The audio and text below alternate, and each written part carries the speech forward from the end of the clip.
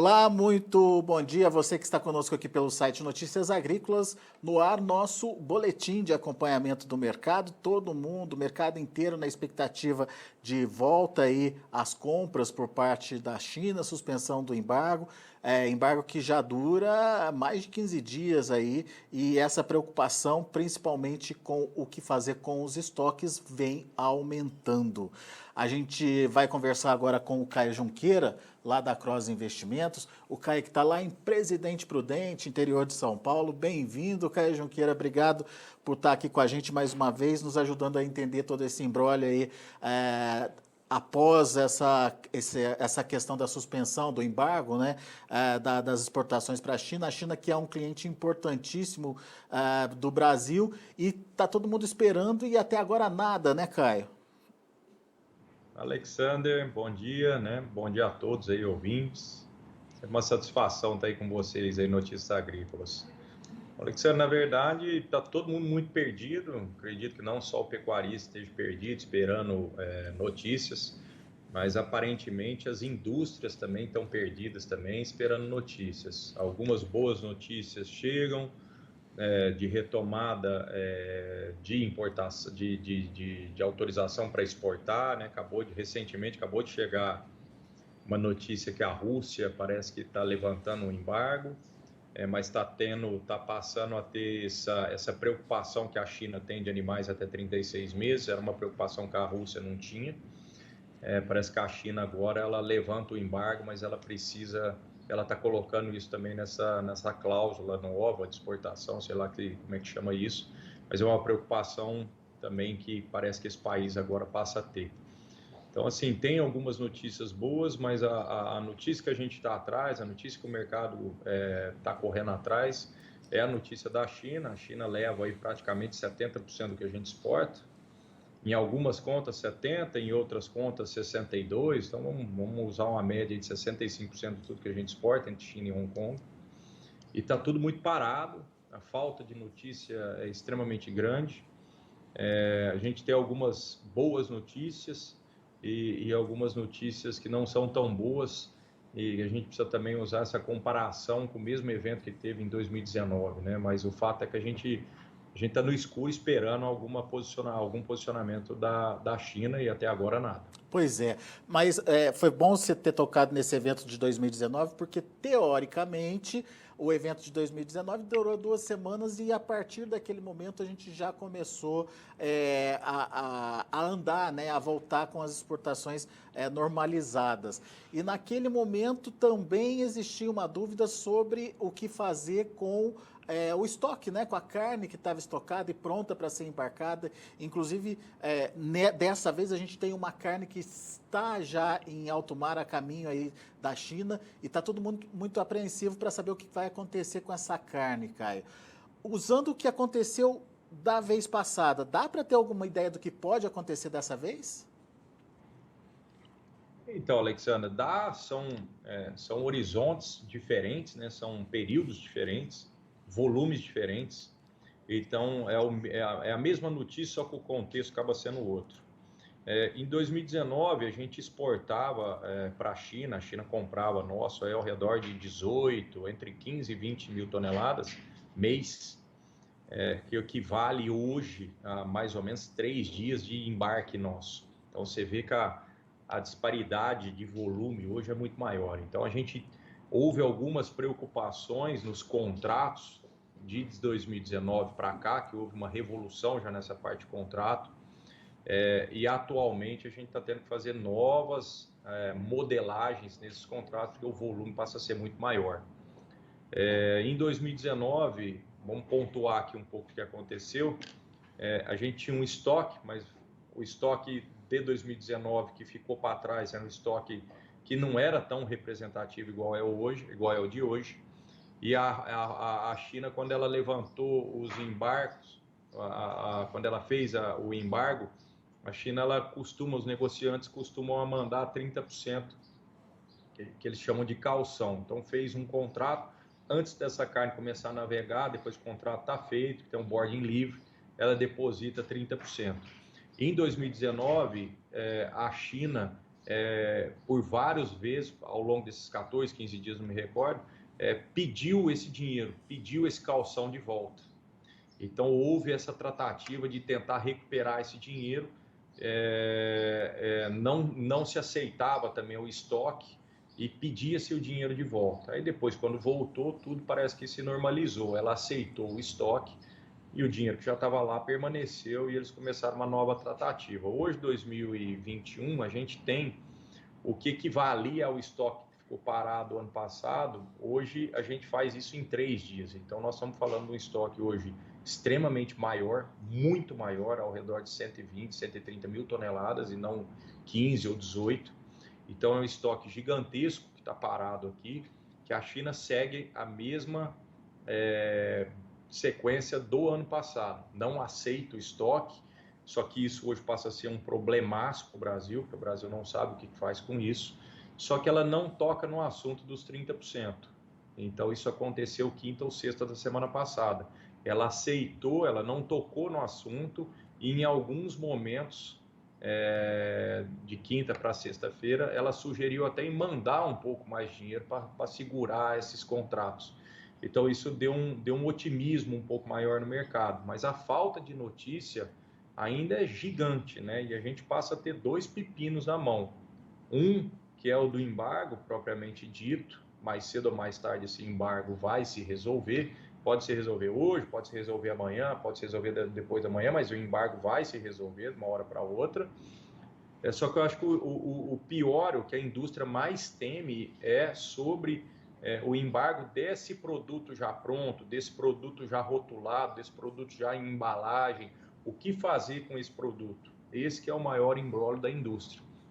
Se ela precisar direcionar todo esse produto para dentro do mercado interno, ela vai criar um colapso no mercado interno gigantesco, né? Então, a notícia do levantamento do embargo da China, óbvio que ela é muito boa, é óbvio que está todo mundo esperando que ela venha, só que ela pode ter um efeito muito mais de alta na bolsa do que praticamente no mercado físico, né? Na teoria, esse reflexo às vezes ela passa a ser na bolsa e às vezes no mercado físico isso não acontece, justamente porque nós temos esse desencaixe, né, logístico entre o que fazer com esse estoque, se a notícia vai vir para as duas partes, a notícia vem com uma parte só, então está tudo muito confuso ainda, né? Agora, existe alguma restrição para não absorver esse estoque? Existe alguma recomendação da China para não absorver esse estoque que hoje está direcionado para ela e que está guardado para ela no momento, Caio? Não tem essa discussão, não, né? Não entendi a pergunta. Como assim, uma restrição? A minha dúvida é assim: já tem um estoque que deveria ser direcionado para a China. É, Existe alguma restrição até agora da China não consumir ou não utilizar esse estoque? Não. existe, ela não aceitou. Ah, é? Ela não Ah, e aceitou. daí isso é um complicador, É, então. eu acho que a associação de exportadores, um contexto de pessoas, mais governo, mais ministra, eles estão tentando na esfera política, né? Já passou um pouco, acho, da esfera econômica, da esfera comercial, mas já está meio que na esfera política, de não ter o porquê dessa carne não viajar, não tem o porquê dessa carne não ir embora, entendeu? Porque essa carne foi abatida, foi homologada pelos veterinários em cima de todo esse protocolo que a própria China impôs. Então, o que eles querem é que esse volume saia, esse volume que foi abatido até que a China suspendeu, saia, entendeu? Então, existe um delay entre ela aceitar, né, e ela ter suspendido. Então, toda essa parte de quando saiu a notícia, quando começou a sair, e quando foi feito o primeiro o exame para quando o Brasil suspender, esse que é o delay que está acontecendo, que essa carne estava sendo processada. Entendi. As indústrias estavam pagando mais, essa indústria, a hora que o boi desce ali, que ele recebe o processo de matança e limpeza, o frigorífico é habilitado, o veterinário vai lá e audita aquilo, e aí aquilo já vai ser processado, e aqui tem rotulagem, tem embalagem, tem um processo já de resfriamento muito maior que o processo de resfriamento para o mercado interno, que é uma carne que vai ser consumida daqui 50 dias, né? Quando do processo de eu abater o animal até essa carne chegar lá na gôndola, é entre 40 e 50 dias. Então, você tem outro processo para fazer dentro dessa carne. Então, tudo isso foi feito direcionado para ser exportado para a China. Então, é esse aí que é o gargalo da negociação, né? Rapaz, então o drama é maior do que a gente imagina. Não é só É, voltar à exportação, suspensão do embargo, então. não é o que eu falo, tá todo mundo muito otimista, não vai voltar e o boi sobe, vai voltar o boi explode. O fato da gente ter ficado parado muito tempo está trazendo um emaranhado de logística de animal que está lá comendo e pastando. Poucos estão pastando, é óbvio, mas tem muito animal nessa período de confinamento. Então, sei que as indústrias vinham abatendo muito cheio, né? Porque a demanda era muito alta. Então, as indústrias diminuem o abate. As indústrias que estão abatendo direcionam um pouco do abate dela para o mercado interno, e aí ela passa a segregar os abates, ao invés de abater todos os dias da semana, abate um dia na semana, abate 2 dias na semana. Então, quer dizer, a boca que está comendo esses animais que estavam prontos e veio aumentando, a boca está menor, a boca está muito pequena, o que já deixa um espaço que a sobra desse animal tem aumentado, né? E o outro compasso é como é que vai ser essa saída desse estoque, né? E se a China não aceitar, igual ela vem batendo no pé, o que vai ser direcionado? O que está no mar provavelmente vai ser queimado entre aspas, vai para o mercado secundário, vende a metade do preço, dá um desconto de 20%, 30%. Não entra na China, mas entra em algum destino que está aceitando essa carne mais lá perto, com desconto. Mas e o que está aqui na barranca aqui? E o que está em armazém no porto? E o que está armazenado em contêiner? E o que está dentro do estoque do próprio frigorífico aqui, enchendo as câmeras frias à espera desse emaranhado de notícia, né? Então, não é só o pecuarista que está esperando boas notícias, não. O mercado inteiro espera boas notícias, mas o mercado inteiro está em compacto espera, né? Está todo mundo sofrendo muito, né? Por isso que a gente fala, tem muito pecuarista que às vezes fala, não, isso é coisa de indústria, isso é coisa do fulano, isso é coisa do ciclano, boi ia explodir. Ninguém ganha com isso. O Brasil perde de modo geral. Se tem alguém que ganha com isso, é a parte que está comprando isso, que provavelmente ganha, entre aspas, de brinde de Natal, aí uma baita de uma possibilidade de pisar no pescoço dos produtores de modo geral no Brasil. E quando eu digo produtores, é a indústria quem está produzindo, de modo geral, para tentar renegociar isso, né? Mas aqui dentro do Brasil, eu acho que ninguém ganha com isso, não. Ô, Caí, você estava dizendo que quando surgir essa notícia, que vai surgir uma hora ou outra, a gente só não sabe o dia, mas quando chegar essa notícia da suspensão do embargo, o impacto imediato vai ser direcionado para a Bolsa. O mercado físico demora mais por quê, Caio? Qual que é né, o processamento, o motivo dessa demora, o que tem que acontecer antes aí, qual é esse tempo até se ajustar de novo e voltar para o mercado real? Então, Alexandre, vamos tentar fazer um exercício aqui, olhando o globo, olhando de fora, olhando o mapa mundi. Então, você pensa que tem navio para o meio do caminho, tem contêiner parado, tem o estoque dentro da própria indústria. Deve ter também alguma coisa lá parado nos portos. A partir do momento que a China fala, ok, Brasil reabilitado. Qual é esse processo de reabilitação? É a reabilitação com os estoques?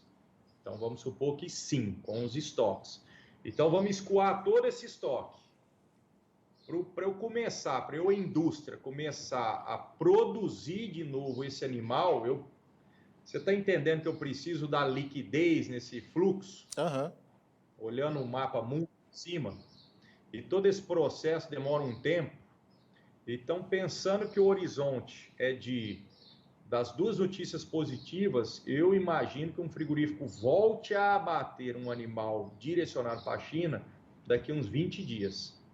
Rapaz, mas o pecuarista tem como segurar esse animal no confinamento, Caio? Até lá?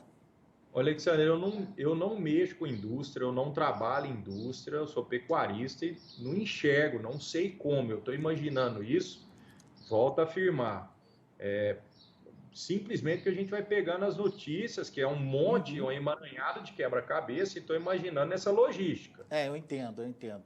Mas Então, faz sentido, Caio.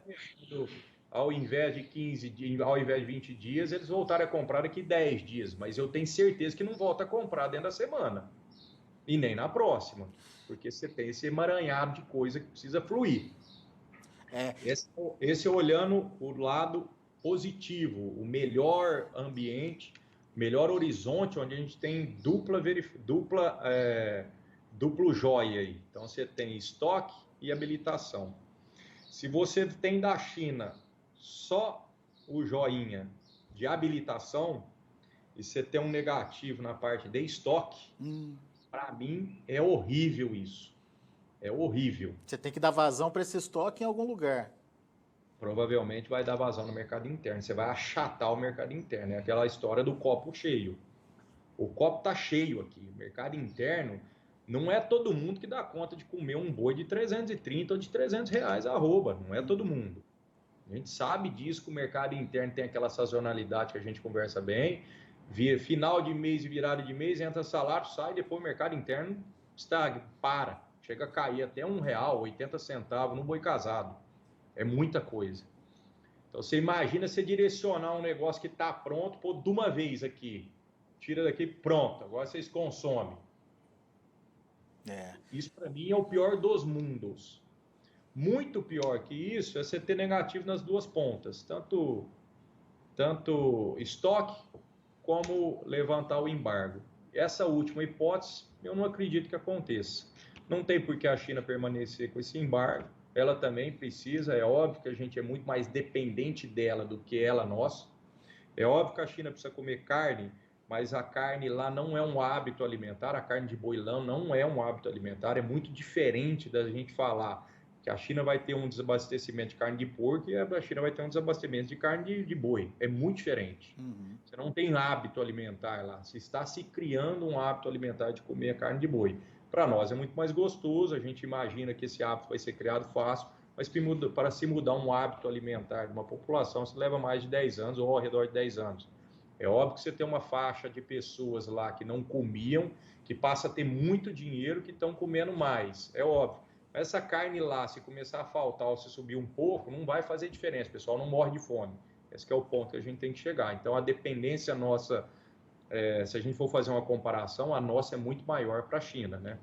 Com a Pois é. China. Ô, Caio, eu fico imaginando o confinador nesse momento, então. Porque para bancar mais esses 10, 20 dias que seja aí, para um animal que já está pronto, é prejuízo, Caio. É prejuízo. Não tem o que fazer. Não tem o que fazer. Assim, tem muita gente hoje, entre aspas, chutando o cachorro morto, sabe? Fala assim, a bolsa foi a 340, o cara não fez porque ele cresceu o olho, acho que o boi ia a 370, 400. Por que você não fez? Porque você não fez a gestão. Eu acho assim, agora chutar morto, lá chutar a cobra que está morta, lá bater na onça que está morta, lá agora não adianta. Mas que sirva de lição que para nós, para o pecuarista de modo geral, aqui dentro do Brasil, a gente é muito profissional para produzir. Profissional em termos de produção, profissional em termos de genética, profissional em termos de nutrição, de acabamento. A gente tem um animal hoje com uma qualidade tão boa quanto os melhores do mundo. Então a gente é os melhores do mundo para produzir. Então a gente passa, eu imagino, estou falando sobre isso, porque a gente tem que começar de agora para frente, todo pecuarista, começar realmente a fazer a lição de casa em termos de gestão de risco. Fica cada vez mais na nossa cara que a gestão de risco precisa ser feita. Né? O bom pecuarista, ele não pode estar só da porteira para fora, da porteira para dentro. Ele tem que começar a colocar a gestão de risco dentro do dia a dia dele. A nossa necessidade com a China, nosso cordão umbilical com a China só vai aumentar, se Deus quiser, só que um espirro lá pode matar a gente de pneumonia. Então, a palavra de chave vamos aprender com tudo isso que está acontecendo e vamos adotar também essa política de gestão de risco dentro das nossas propriedades, dentro do nosso sistema, dentro do nosso confinamento, Eu acho que isso que é a maior lição que a gente tem que tomar hoje. A indústria está tomando uma lição muito grande do que aconteceu esse ano. É, Lembra né, que a gente começou comparando com 2019. Então, a preocupação em 2019, não existia preocupação nenhuma com o estoque. Então, não foi feita uma cláusula sobre esses estoques. Não era uma preocupação. O mercado interno absorvia o que a gente tinha programado se por um acaso a China saísse. Hoje, não. Então, a gente está com um contrato de 2019, passou-se 2 anos e hoje está obsoleto. A indústria já está se mexendo para isso. Isso chama-se gestão de risco. Só que está à alçada de quem está exportando, não está na alçada de quem está produzindo.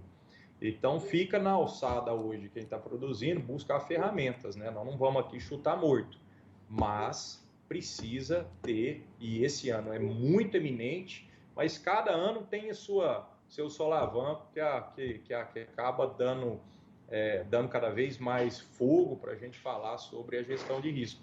Esse ano foi muito eminente isso, né? A gente vinha com perspectiva, num ambiente, num oba-oba, a gente vinha numa ânsia, né, de bons preços, bolsa 340, quer dizer, falou-se de boi de 370, 380, quer dizer, criou-se uma falsa expectativa, entre aspas, no mercado, né? Então levou muita gente a confinar também, a apostar, né, a se basear nessas falsas expectativas, né? Então o que a gente tem que aprender nesse ano, mais uma vez, é sobre gestão de risco, é sobre procurar as ferramentas, as pessoas corretas para auxiliar, né, para tomar as decisões, para justamente amenizar esses solavancos, porque de agora para frente, a nossa dependência com a China vai cada vez aumentar mais. A gente tinha 10 anos atrás uma commodity que é o boi super nacionalizada, e hoje a gente tem uma commodity que é o boi, é o mesmo boi, só que ela é super internacionalizada. A gente fica realmente dependente dos outros países, de oscilação de preço, então a gente precisa melhorar também essa gestão. Ô, Caio, nesse mercado sem muita informação, como é que estão os negócios? Em que patamar de preço os negócios estão acontecendo? O que você tem observado aí pelo aplicativo AgroBrasil? São Paulo, nós tivemos, acho que a semana passada, muito pouco negócio, o comecinho da semana passada e a outra retrasada, e agora começou a aumentar o fluxo está começando a melhorar de novo de registro, e os negócios que têm acontecido em São Paulo, eles oscilam entre 290 até 305, eles têm oscilado aí nessa banda de preço. Os lotes são sempre lotes pequenos, isso a gente tem que chamar a atenção. Geralmente são indústrias que estão fazendo 2 ou 3 dias de abate, então você tem uma escala muito curta, né? O cara compra, o cara vende a carne no mercado interno, vai atrás do lote, então as escalas são curtas, mas a oferta, a gente precisa lembrar que a escala curta hoje não tem nada a ver com a oferta, está meia desregulada. São Paulo de 290 até 305 a gente viu o negócio, Goiás ao redor de 280, e Mato Grosso do Sul ao redor de 300. A gente tem o sul do MT ali ao redor de 290 até 300, tem o norte do MT ao redor de 280. Minas ao redor de 300. Longe daqueles 310, 320 que a gente chegou a ver aí no mercado. E lembrando aí que para retomar esse patamar de preço ainda vai levar um tempinho até o mercado se reorganizar. Enfim, mas dá para dizer ainda que isso já é o piso? Não dá, né, Caio? Não dá ainda, Alexandre. A gente vai saber qual é o piso a hora que esse fluxo retomar, né? Eu acho que o fluxo retoma assim que a China dá um ok, e a gente não sabe qual vai ser esse ok, vai ser o ok duplo, né? Então a gente precisa lembrar que a gente está esperando um ok duplo, estoque e levantar o embargo, e aí sim a gente Muito bom. aí sim a gente vai ver esse fluxo, qual é o tamanho, qual é a escala real, né? Muito bom. Muito bom.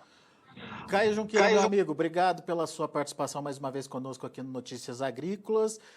Lembrando que o acompanhamento do mercado sempre é feito através do aplicativo AgroBrasil. Você que ainda não está no aplicativo, atenção lá para a possibilidade de participar. Como é que o pessoal faz para entender e conhecer o AgroBrasil, Caio? baixar o aplicativo, está disponível aí nas duas lojas, para iPhone e para Android. Só digitar AgroBrasil, o ZIL é com Z, tá? No final, então se escreve AgroBrasil, em vez de pôr S, você põe Z no fim. E começar a acompanhar. E é muito importante a colaboração, né? Ele é um aplicativo de economia compartilhada, ele é o Waze, né, do agronegócio. É o primeiro aí sistema real de registro de negócio que tem no Brasil. Ele está fazendo um pouco mais de 2 anos já que ele funciona. Então é muito importante que quem está ali dentro use o aplicativo realmente para registrar os seus negócios. O registro é feito de forma sigilosa, o frigorífico não fica sabendo, mas ninguém fica sabendo do nome da pessoa que está registrando. Mas esses dados são muito importantes para a gente criar realmente dados reais, né? Então são dados realmente de negócios que estão sendo averiguados e efetivados pelo próprio usuário ali dentro. Então é muito importante que a pessoa não só acompanhe o mercado olhando o aplicativo, mas também contribua, faça a sua contribuição ao registrar os seus negócios, né? Boa, Caio. Obrigado, meu caro. Um abraço para você. Até a próxima. Obrigado a todos. Uma boa tarde. Tá aí, Caio Junqueira, Cross Investimentos, aqui com a gente no Notícias Agrícolas. O Caio foi muito feliz na fala dele, principalmente no momento em que ele trouxe para a gente essa necessidade de se aperfeiçoar a gestão de risco na propriedade. Quem imaginaria que antes do EEB, dos casos de vaca louca atípica aqui no Brasil, que as discussões pudessem se conduzir para esse lado, a questão do estoque, a questão da volta da China. Estava todo mundo querendo saber se a demanda ia ser maior no mercado interno, se a China compraria mais carne bovina do Brasil no último trimestre e de que forma essas duas coisas poderiam impactar na formação de preços. Agora a gente tem aí um mercado sem referência, um mercado pouco brigado e aguardando aí pelas novidades de suspensão do embargo chinês, principalmente a China, que é o nosso grande comprador. O Caio pontuou aqui para a gente que 65% da carne brasileira exportada vai para a China e, portanto, tem estoque importante esperando pela autorização de poder seguir seu caminho. E se isso não acontecer, se esse estoque tiver que ser remanejado para o mercado interno, por exemplo, pode ser um desastre para a precificação. Portanto, além da suspensão dos embargos, a gente espera também que os estoques possam ser enviados para a China para que as sequências ou as consequências aí de precificação sejam menores possíveis, sejam menos problemáticas possíveis para os frigoríficos e também para a arroba do boi. Vamos ver os preços, vamos ver as negociações lá na B3, Mercado Futuro hoje. Setembro, R$ 303,10, subindo 0,2%.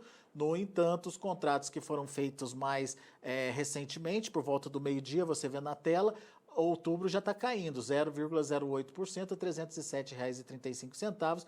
E o novembro, da mesma forma, recuando 0,16% a R$ 316,50. O de setembro, o último negócio, ocorreu por volta das 10h15 da manhã, como você vê aí na tela. O indicador CPEA fechou o dia de ontem a R$ 302,75, teve uma ligeira alta de 0,1%. São os números do mercado do boi, mercado ainda em andamento e na expectativa da suspensão do embargo chinês. Daqui a pouco a gente volta com outras informações e mais destaques.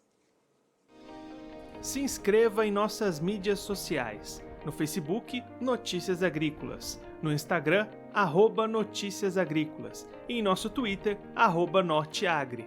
E para não perder nenhum vídeo, não se esqueça de nos acompanhar no YouTube e na Twitch, Notícias Agrícolas Oficial.